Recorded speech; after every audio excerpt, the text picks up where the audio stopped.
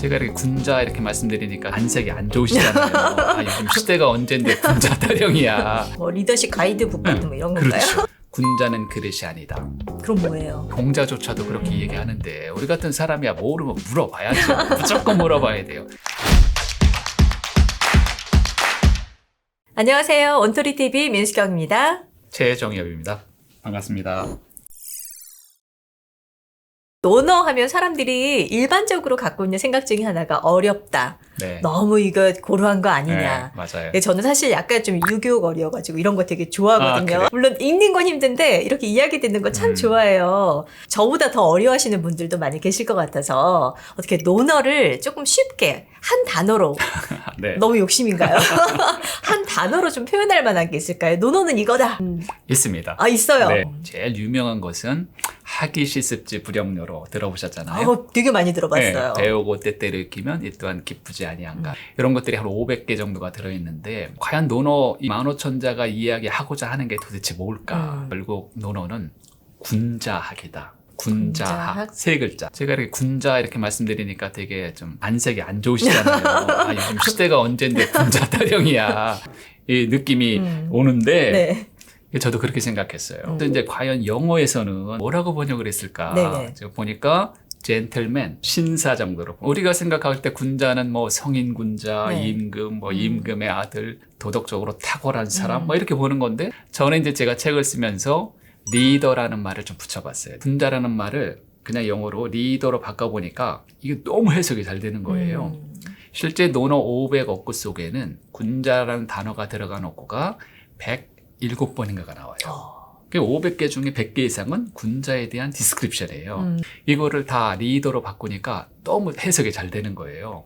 요즘 말로 얘기하면 이 논어는 리더학이다. 뭐 리더십 가이드북 같은 뭐 이런 건가요? 그렇죠. 그리고 뭐 서양에서 들어온 리더십이 되게 많잖아요. 네네. 무슨 뭐 변혁적, 거래적 많은데 우리도 공부 많이 했잖아요. 네. 그런데 제가 논어를 보니까 논어야말로 진짜 리더십의 완벽한 교본이다. 이미 100개 이상이 다 리더에 대한 자세라든지 리더의 언어라든지 이런 게 다 들어있는데 그게 옛날 생각이냐?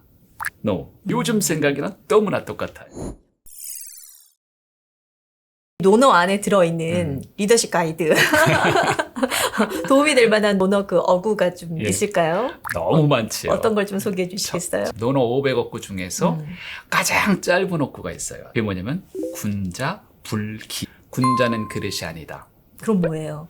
그릇이 아니면 뭐예요? 리더는 그 쓰임새가 한정된 그릇과 같은 존재가 아니라는 거예요. 밥그릇은 밥 먹을 때 쓰는 거고요. 국그릇은 국 먹을 때 쓰는 거잖아요. 하지만 리더는 변화 가능한 사람이 리더다. 왜? 고정되면 안 되는. 그렇죠. 1년 전의 모습과 오늘의 모습이 똑같다면 그분도 리더가 아니다. 3년 전보다는 무엇인가 조금이라도 발전돼 있어야지. 1년 전보다는 무엇인가 조금이라도 변화돼 있어야지. 변화와 발전을 끌고 나가려고 하는 사람이 리더고 그런 사람이 군자가 아니겠는가. 야, 이거 리더십 강의에서 늘상 듣던 이야기인데 네. 그 이야기가 아까 말씀하신 군자, 불기 불기. 그 안에 다 들어있었네요. 조금 더 구체적으로 실천할 수 있는 논어에서는 어떻게 이야기하고 있을까요? 지금부터 500년 전에 그 조선시대 때 아주 최고의 학자 중에 한 분이셨던 율곡 이 선생이요. 조선의 이 초학자들을 위해서 지어낸 아주 유명한 책이 한 권 있어요. 혹시 그 책을 아세요? 제가 대표님 뵙는다 그래서 조금 공부했습니다. 발음도 어려워요. 네. 격몽요결. 맞습니다. 경몽요결. 발음도 어려워요. 경몽요결이라는 책인데 이 책은 이제 조선의 초학자들에게 꼭 학문을 하기 전에 읽어봐야 된다라는 책인데 유구사라는 대목이 있어요. 군자는 늘 9가지를 생각해야 된다라는 공자의 말씀인데 이게 조선시대에도 다 필요했다는 거예요. 그래서 이제 율곡 선생이 이 9가지 이야기를 책에다가 자세히 녹여냈어요. 리더가 가져야 되는 어떤 9가지. 자질들 9가지. 네. 지금부터 들어가는 겁니다. 네. 첫 번째 뭐라고 네. 얘기했냐면 시사명이라고 했어요. 리더는요, 뭔가 볼 때는 한 번을 보더라도 명확하게 봐야 된다. 뭔가 한 번을 보더라도 좀 긍정적으로 봐야 된다라는 뜻을 이야기한 거거든요. 두 번째는 청사총이라고 했거든요. 들을 때는 총명하게 들어라. 이렇게 된 거예요. 과연 어떻게 듣는 게 이야기 들을 때 총명하게 듣는 것일까? 제발 그 사람의 입장에서 한번 들어봐라. 역지사지가 나오죠. 앞에서 눈앞에서 우리말로 이야기하는데도 도대체 못 알아듣는 경우가 너무 많잖아요. 그것은 그냥 내가 듣고 싶은 것만 듣고 내가 하고 싶은 이야기만 계속 반복적으로 하기 때문에 그런 것이다. 우리가 정말 리더라면 상대방의 이야기를 들을 때는 제발 단 한 번이라도 그 사람의 입장에서 한번 들어봐라. 그러면 리더십이라는 건 뭐 굉장히 많은 부분이 거기서 일단 두 가지 말 속에서라도 해결이 될 수 있다 이게. 자, 이제 앞으로 7개 남았죠. 네, 그렇네요. 자, 세 번째는 뭐라고 얘기하냐면 색사온이라고 했어요. 리더의 얼굴색은 온자 들어간 단어가 뭐가 있죠? 온담. 온담. 온화하다 이런 뜻 있잖아요. 따뜻하다. 네네. 그러니까 리더의 안색은 어떻게 해야 된다고요? 따뜻해야 된다. 근데 이제 우리는 또 반대죠. 리더가 되면은 얼굴색이 딱 굳어지죠, 사실은요. 그 네 번째는 뭐라고 얘기하냐면 모사공이라고 얘기했어요. 리더의 겉모습은 공손해야 된다. 폴라이트. 안색은 활짝 피고 자세는 공손한 자세. 이게 군자가 가져야 될 자세다. 자, 그 다음에 또 뭐라고 얘기했냐면 언사충이라고 했어요. 리더가 말할 때는 리더의 말에는 충이 있어야 된다. 믿음이 있어야 된다. 그러니까 아침에 예를 들어서 A라고 얘기하고 동일한 사학을 저녁에 B라고 얘기하면 그 다음 날은 또 뭐라고 얘기할 거예요. 불안해지죠. 대부분의 리더십은 사실은 말로 많이 형성이 되는 건데 말에 대한 믿음이나 이게 없으면은요 안 되죠, 사실은요. 그 다음에 이제 6번째가 사사경이라고 했어요. 이게 무슨 뜻이냐면 두 가지 의미가 있어요. 윗사람을 모실 때는 공경하는 마음이 빠지면 아무리 겉으로 잘해도 이건 아니다. 사사경에서 사자를 일사자로 제가 풀어볼게요. 자기가 하고 있는 업무 있잖아요. 일에 대해서는 스스로 공경하는 마음을 가지고 있어야 된다. 특히 이제 신입사원들이나 얼마 경력이 안 되신 분들은 자기 업무에 대해서 어떤 뭐 긍지감일까 이런 것들 잘 못 갖는 경우가 사실 많잖아요. 그쵸. 잘 모르니까. 내가 이런 거 하려고 왔어. 이런 맞습니다. 이야기 많이 네. 하고요. 저는 일 자체가 나쁘다고는 생각하지 않아요. 조직이나 가정도 마찬가지지만 자기가 하고 있는 이 일은 아무리 사소한 일이라 치더라도 굉장히 중요한 일이라고 본인 스스로가 생각을 해야 주변에는 사람들이 이제 저를 그렇게 바라본다는 거예요, 사실은요. 그러니까 내가 이 일이 잘못된 게 아니라 이 일에 대한 나의 생각을 좀 바꿔야 된다. 자, 이번에도 또 중요한 얘기인데 의사문이다. 궁금할 때는 질문을 하라. 이런 얘기예요. 자, 상사나 뭐 이 동기들한테 물어보는 것은 나름 괜찮은데 직급이 낮대거나 이 젊은 사람한테 물어보는 거 되게 싫어하는데 그러지 말아라. 공자는 논어에서 여러 번 이런 이야기를 해요. 불치하문. 아랫사람한테 물어보는 것을 부끄럽게 생각하지 말아라. 공자조차도 그렇게 얘기하는데 우리 같은 사람이야 모르면 물어봐야죠. 무조건 물어봐야 돼요. 그러니까 물어보는 사람이 리더다. 이렇게도 생각해 볼 수가 있고요.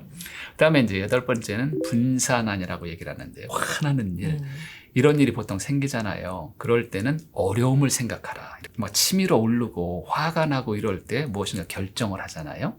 그러면 잘못될 확률이 높잖아요. 그렇죠. 혼날 때 막 말을 한다거나 이러면 이상한 얘기가 나갈 수도 있고요. 그런 일이 생길 때는 어려움을 생각해서 조금 참아라. 예, 그런 얘기가 여기 있는 거죠. 자, 이제 대망의 마지막 9번째가 견득사의라는 말인데요. 네. 무엇인가 얻는 것을 볼 때는 그게 정말 옳은 것인가를 생각하라. 내가 특별하게 노력도 하지 않았는데 무엇인가 좋은 게 나한테 다가온다. 잘못될 확률이 너무 큰 거 몰라요. 이게 정말 내가 받아서 내가 취해서 되는 건지를 꼭 생각해봐라. 그러니까 방금 말씀하신 그 9가지가 리더십 강의에서 다 다뤄지는 내용들이잖아요. 그렇죠. 그 이야기가 다 저 안에 다 들어있었다는 게 너무 좀 신기하기도 하고요. 그렇죠. 그러니까 우리가 논어는 너무 올드하다, 낡았다, 이거 요즘과 너무 안 맞는다라고 생각하는 것은 좀 문제가 있다라고 생각해요, 사실은. 옛날 오래된 그 속담이나 아니면 좋은 어떤 문구들이 몇천 년의 세월을 지나면서 지금까지 있는 건 진리고 진실이기 때문에 이어져 오는 거라고 생각을 그럼요. 하거든요. 맞습니다. 보존이 되려면 최소한 100년 이상은 묵어야 된다. 제가 이 논어를 너무 찬양을 하는 것 같긴 한데 전 시대를 내려오면서 수많은 그 지식인들이 검증의 검증을 다 거쳤다는 거죠. 그러니까 그만큼의 가치가 좀 있지 않을까. 뭐 대표님도 개인적으로는 분들은 노노를 경험하고 나서 어떻게 보면 삶이 좀 많이 바뀐 케이스이기도 하시죠. 그렇죠? 맞아요. 오늘 말씀 주셨던 이 9가지는 비단 뭐 리더뿐만 아니라 개개인들도 스스로한테 적용시켜서 자신을 좀 돌아보고 좀 더 발전시킬 수 있고 네. 그런 계기로 충분히 삼을 수 있는 문구들이 아닌가라는 생각이 들어요. 끝으로 한 말씀 해주실까요? 네. 논어라고 하는 것이 아까도 말씀드린 것처럼 너무 옛날 이야기다라고 저도 생각을 했는데요. 사실은 좀 논어책을 보고 글을 좀 쓰면서 3년 전에 읽었던 논어하고요. 올해 읽었던 논어하고 아마 제 생각에는 내년에 읽을 논어가 또 다를 거라고 생각이 들고요. 이 고전은 늘 이제 옆에서 주면서 필요할 때마다 이렇게 한 장씩 넘겨가면서 읽어보시면은 뭐 리더십뿐만 아니라 우리 삶에도 큰 도움이 되지 않을까 이렇게 생각이 듭니다. 네. 그 지혜롭게 산다라는 건 정말 큰 축복인 것 같아요. 그런 지혜들을 이런 책 한 권 안에서도 충분히 만날 수 있지 않을까라는 생각이 듭니다. 오늘 좋은 말씀 너무 감사합니다. 네, 고맙습니다. 네, 감사합니다. 네. 저희는 여기서 인사드릴게요.